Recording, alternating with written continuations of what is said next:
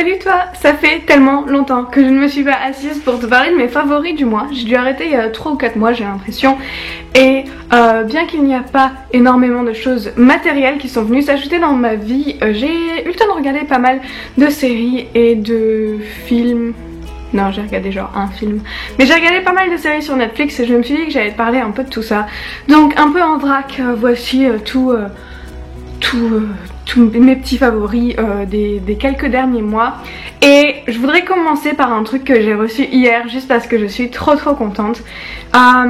Si tu me suis sur Instagram, t'as vu que ces derniers temps j'essaye de poster quelques photos de nuit, donc quelques photos de ciel étoilé. C'est quelque chose que j'avais toujours envie de faire, j'en suis qu'à mes tout débuts, je commence à apprendre comment faire et surtout je prends toutes mes photos avec mon petit appareil photo avec lequel je suis en train de filmer cette vidéo. Donc c'est le Canon G7X, c'est même pas un réflexe, c'est un appareil photo numérique compact qui est très bon mais qui n'est pas un réflexe. Bref, donc je commence à peine à m'intéresser vraiment à tout ce qui est astrophotographie, on en reparlera un tout petit peu plus tout à l'heure. Mais bref, les quelques et surtout la toute première photo de nuit que j'ai faite, je l'ai reçue sur un grand canevas de la part de Cheers, qui est donc un site d'impression photo, donc tu peux imprimer tes photos au format Polaroid, tu peux imprimer des posters qui sont comme une grille Instagram avec plein de petites photos les unes à côté des autres. Tu peux imprimer des canevas qui sont donc montés sur un cadre en bois qui est made in France. Bref, je t'en ai déjà parlé plusieurs fois de ce site parce que quand j'étais en France, j'ai commandé énormément de leurs produits et je vais continuer à commander énormément de leurs produits. C'est un site que j'adore absolument, c'est incroyable la rapidité de livraison.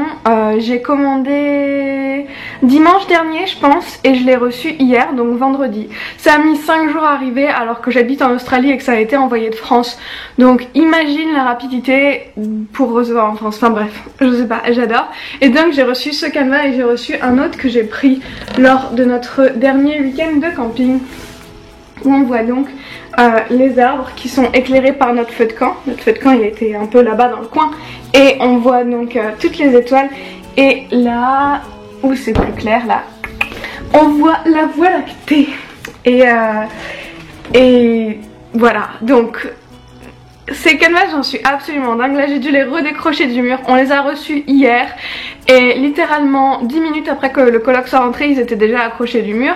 Donc celui-là est dans sa chambre à coucher et celui là, et ça je pense que c'est la photo dont je suis la plus fière de ma vie pour l'instant parce que c'était la première fois que j'essayais de faire un truc, c'était notre premier camping et je sais pas, j'ai trop d'émotion quand je regarde cette photo parce que c'était la première fois que je me disais que vraiment j'avais tellement bien fait de venir faire mon année en Australie. Donc cette photo, quand on fait comme ça on dirait que c'est qu'un aplat bleu. Cette photo là, c'est une de mes préférées que j'ai jamais prise, voire la préférée que j'ai jamais prise pour le moment. Et je suis hyper contente parce que à chaque fois que je mange mon petit déj, je la vois, elle est sur le petit mur dans l'espace salle à manger et cuisine dans la coloc. Et donc c'est trop cool et on est déjà en train de se demander si on va pas s'en faire imprimer d'autres parce que les murs ici sont tout blancs, c'est ce que je disais dans un des derniers vlogs, je sais pas si tu l'as vu.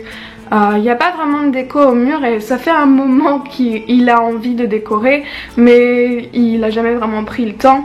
Et là ce partenariat avec Cheers, c'était vraiment l'occasion de faire imprimer un truc vraiment chouette pour mettre au mur.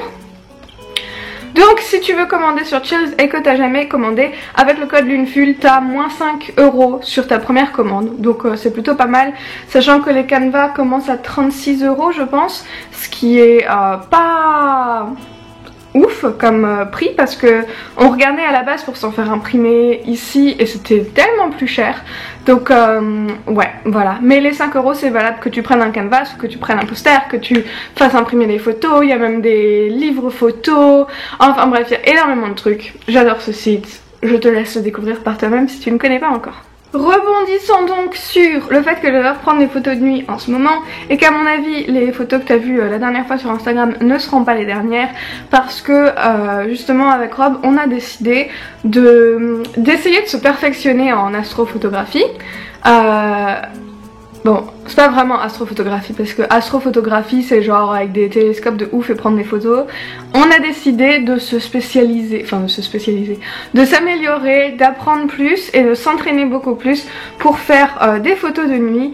Donc d'ailleurs là normalement ce soir au moment où je filme cette vidéo, donc quand tu la verras ça fera probablement déjà 2 semaines, c'est toujours un peu compliqué, mais au moment où je filme cette vidéo on a décidé que ce soir on irait à Ellisbrook essayer de prendre des photos de nuit.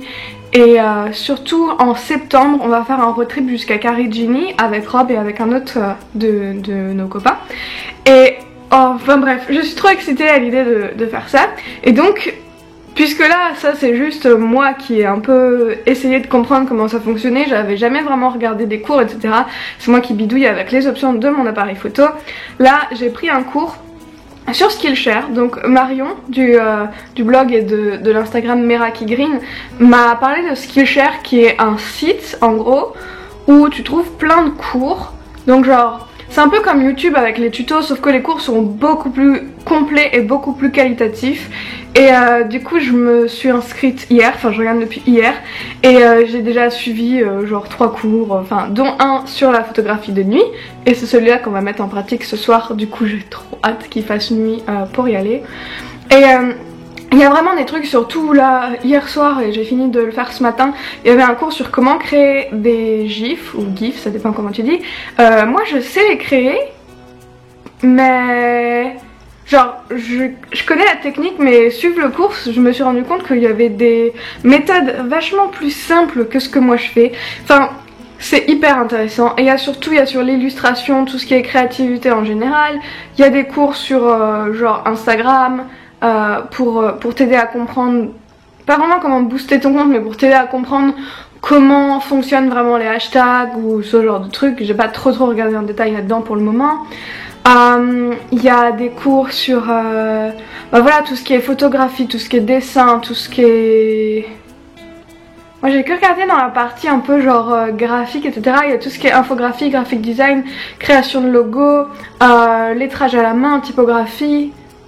Je crois qu'il y a d'autres trucs mais moi j'ai vraiment regardé dans le domaine créatif parce que de base je suis quelqu'un d'assez créatif et là depuis que je voyage j'ai un peu mis tout ça entre parenthèses et je regrette mais ça me manque énormément, donc je suis trop contente parce que en ce moment j'arrive un peu à me remettre dedans, j'arrive à refaire des trucs de graphic design etc. Bref, tout ça pour vous dire que si vous cherchez un truc intéressant pour apprendre, voir des cours etc, et ben le site Skillshare est vraiment cool. Les cours sont en anglais, il y a peut-être une partie en français et moi je suis les cours en anglais du coup. Et je te mets le lien de parrainage de Marion du coup qui m'a fait découvrir ça dans les commentaires, parce que si tu t'inscris avec le lien en gros t'as 2 mois gratuits et sinon je crois qu'elle m'a dit que c'était 11 € par mois, mais bon bah déjà en 2 mois gratuits imagine tout ce que tu peux apprendre. Et après 11 € par mois c'est vraiment pas cher si tu essayes de te spécialiser dans un domaine. Genre moi j'ai fait une formation de graphisme mais spécialisée dans les produits imprimés. Et j'aimerais bien me former sur tout ce qui est web design et je pense que je vais le faire via Skillshare. Enfin bref, faut déjà que je trouve le temps et tout. Mais bon, c'est super cool pour compléter tes formations ou te former sur quelque chose que tu ne connaissais pas du tout. C'est super bien expliqué, c'est super fun, c'est cool. Bon enfin bref, voilà, je t'en parle juste vite fait parce que moi j'en connaissais pas du tout l'existence et que là du coup ça fait 3 jours que je suis dessus et que j'essaye de me freiner, de ne pas regarder trop de cours pour ne pas trop m'éparpiller parce qu'il y a tellement de domaines où je voulais... Il y a tellement de trucs que je voudrais essayer et faire et maîtriser dans ma vie et j'ai tellement pas le temps en ce moment que j'essaye de ne pas regarder des cours qui vont dans toutes les directions et j'essaye de faire un truc par un truc. Et le premier truc c'est les photos de nuit. Donc une fois que j'aurai plus ou moins maîtrisé ce sujet, je passerai à autre chose là-dessus. Ah mon dieu, qu'est-ce que je parle trop, puisqu'en vrai on est tous là pour parler de Netflix. Qu'est-ce que j'ai regardé récemment sur Netflix? C'est un truc que j'adore partager avec vous sur YouTube, surtout parce qu'ensuite dans les commentaires tout le monde me balance des autres noms de séries ou de films, de documentaires, etc. Et je trouve ça hyper intéressant d'avoir vos avis. Et du coup, voilà, t'hésites pas, les commentaires ils sont là pour ça. Dis-moi tout ce que t'as vu récemment sur Netflix parce que je suis toujours à la recherche de nouvelles séries à regarder. Je regarde à peu près un épisode par soir en ce moment. Avant je regardais genre 5 épisodes par jour. Maintenant je regarde un par soir quand je suis à l'auberge pour m'endormir. Donc toutes les recommandations sont bonnes à prendre. Donc en film, j'ai enfin regardé Moana. Je n'en reviens pas que ça m'a pris tellement de temps à le regarder, mais je savais même pas qu'il était sur Netflix. C'est ma pote Julie avec qui je bosse à la Syrie qui m'en a parlé.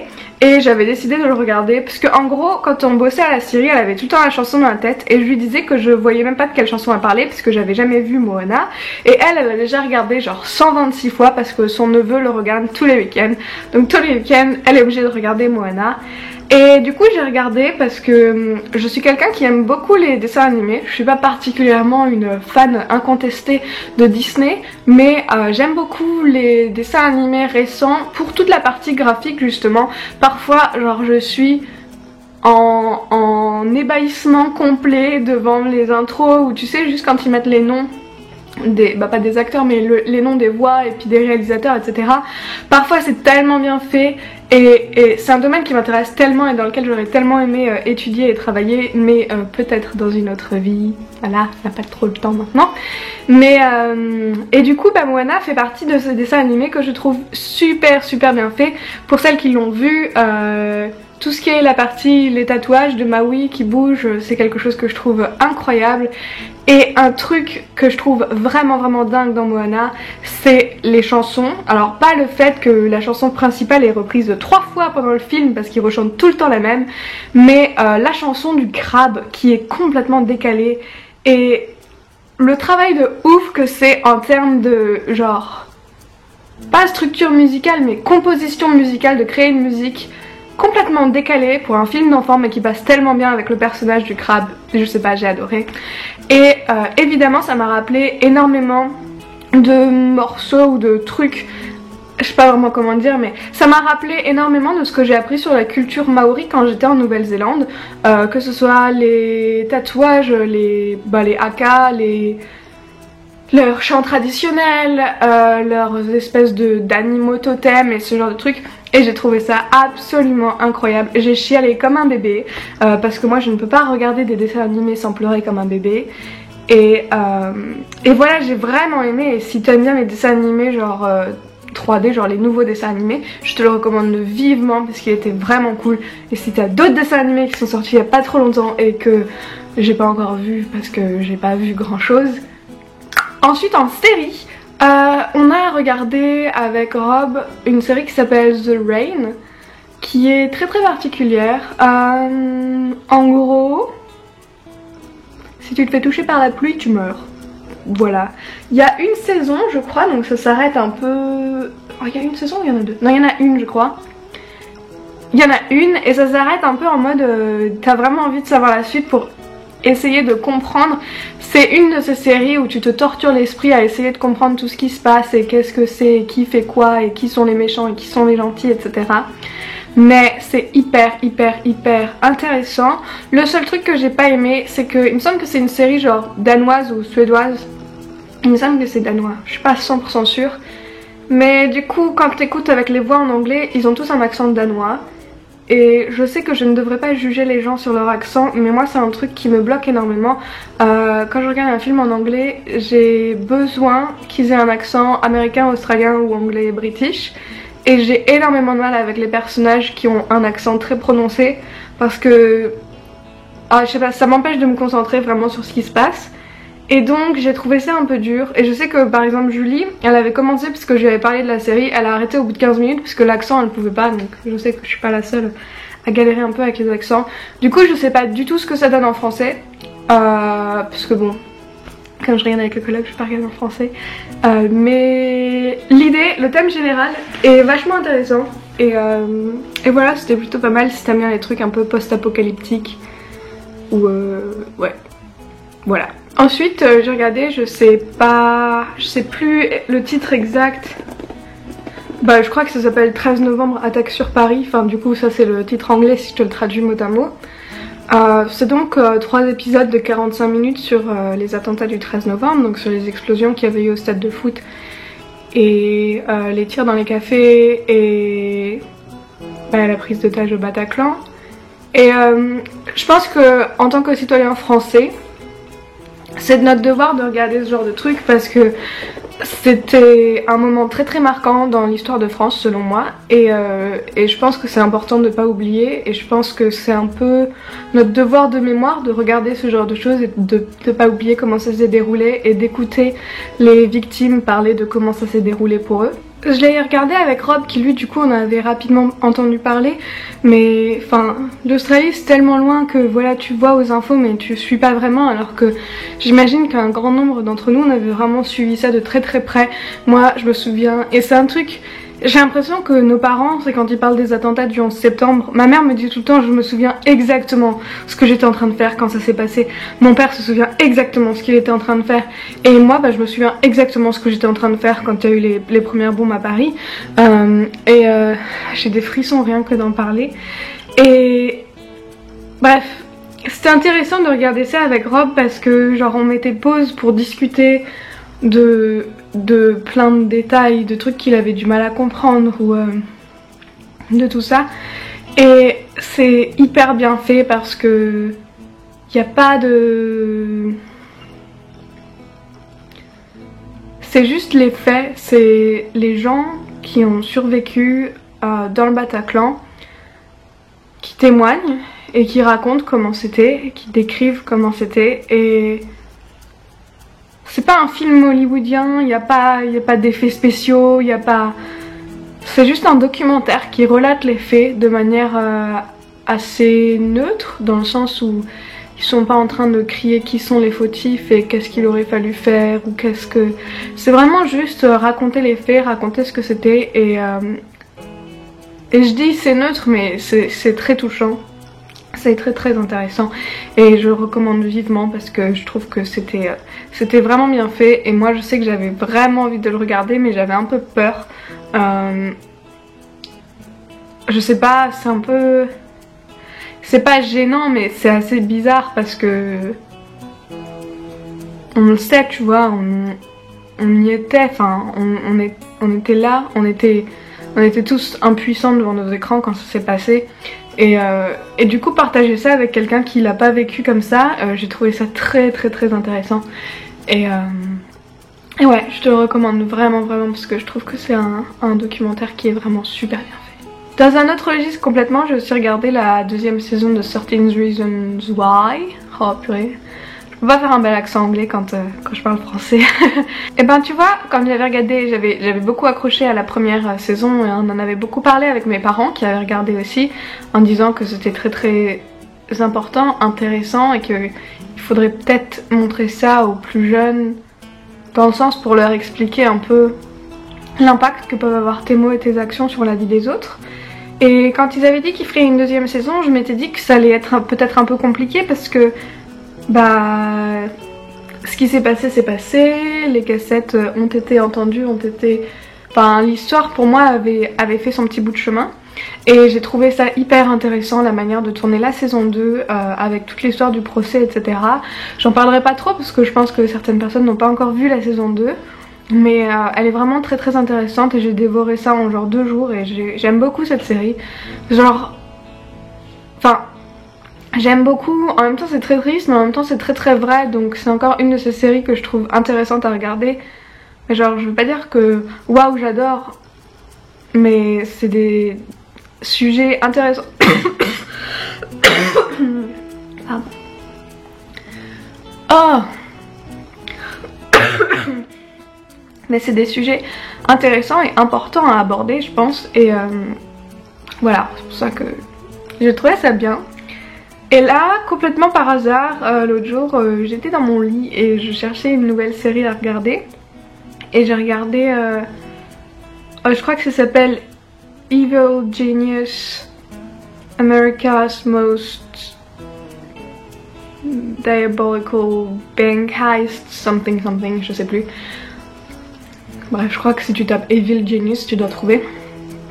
En fait, de ce que j'ai compris du titre, moi je pensais que ça allait être une série sur différents cases de banque où ils te racontent genre les trucs les plus ouf qui se sont passés. Et en fait c'était pas tout à fait ça parce que ça parlait que d'un casse de banque, c'était pas vraiment un casse de banque en plus. C'est plus genre en même temps un attentat super chelou, mais ouais, j'ai regardé ça la semaine dernière sur un genre d'attentat à la bombe qui a eu lieu dans les années, il me semble que c'est 1960 et quelques. Non, c'est pas possible. Si, c'est possible. 1900, genre fin des années 60, début des années 70 il me semble. Et donc bref, un espèce de cas de ouf où la police pendant 7 ans ils ont galéré, ils ont toujours pas vraiment compris qui était derrière tout ça, et tu reçuis un peu l'enquête et les dénouements et les machins et les trucs et les nouveaux suspects et les gens qui sont très suspects mais que du coup t'as des alibis que enfin tu sais que c'est pas eux mais en même temps c'est super bizarre, bref. Ouais, je sais pas, j'ai trouvé ça intéressant. D'habitude c'est pas du tout le genre de truc que je regarde, et là pourtant j'ai trouvé ça super intéressant. Et étonnamment j'ai pas du tout fait de cauchemar parce que moi je suis très sujette à faire des cauchemars si je regarde un truc un peu violent avant d'aller au lit. Donc les trucs violents j'essaie de les regarder pas avant d'aller au lit, genre The Walking Dead et tout, je peux pas regarder ça avant de dormir alors que je sais que c'est un film etc, mais mon imagination travaille trop avant d'aller au lit pour regarder ce genre de truc. Et là j'ai regardé ça juste avant de dormir puis ça allait, et encore une fois le documentaire est fait de manière très intéressante et j'ai beaucoup aimé. Ouais, moi qui étais tout le temps dans des séries très girly, ces derniers temps c'était plus dans la partie documentaire de Netflix que je me suis un peu perdue. Mais j'aime beaucoup ça aussi, et si t'as des bons documentaires à me conseiller, je suis plutôt preneuse.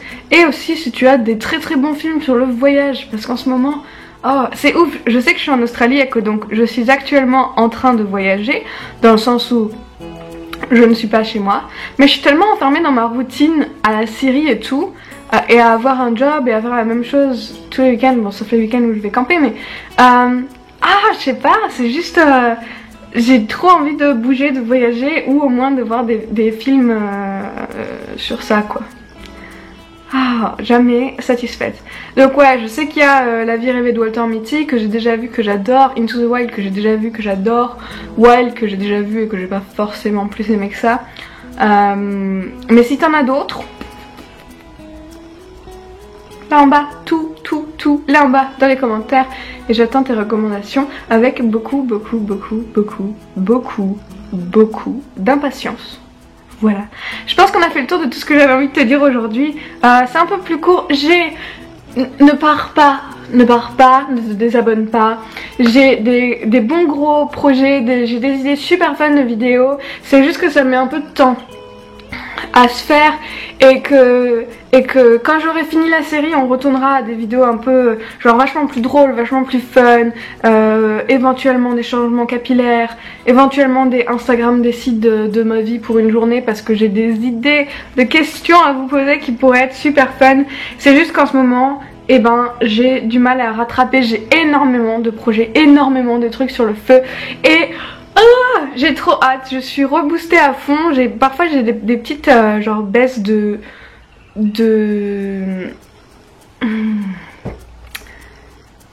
petites baisses de régime, mais là en ce moment je suis hyper reboostée, j'ai plein d'idées, j'ai plein de trucs. Faut juste que je note tout ça dans un cahier, que je fasse le point avec moi-même sur comment faire tout ça et comment mettre tout en place. Mais je reviens très vite avec des trucs encore plus excitant que les séries Netflix. Mais je sais qu'il y a plein de gens qui aiment bien quand je parle des séries que j'ai regardées, etc. Et moi j'adore lire celles que toi t'as regardées. Donc j'espère que cette vidéo t'a plu.